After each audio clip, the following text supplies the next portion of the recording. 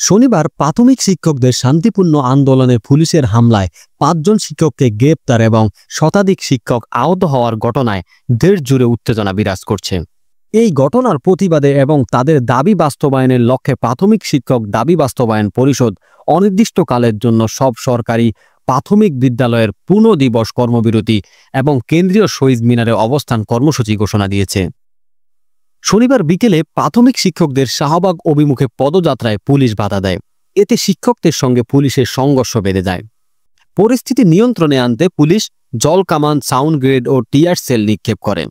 এই সংঘর্ষে ৫ জন শিক্ষক গ্রেপ্তার হন, যার মধ্যে প্রাথমিক শিক্ষক দাবি বাস্তবায়ন পরিষদের সমন্বয়ক মোহাম্মদ মাহবুবুর রহমানও রয়েছেন।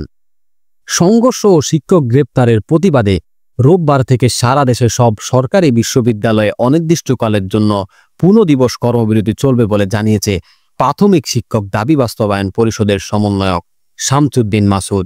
একই সাথে কেন্দ্রীয় শহীদ মিনারে অবস্থান কর্মসূচিও চলমান থাকবে।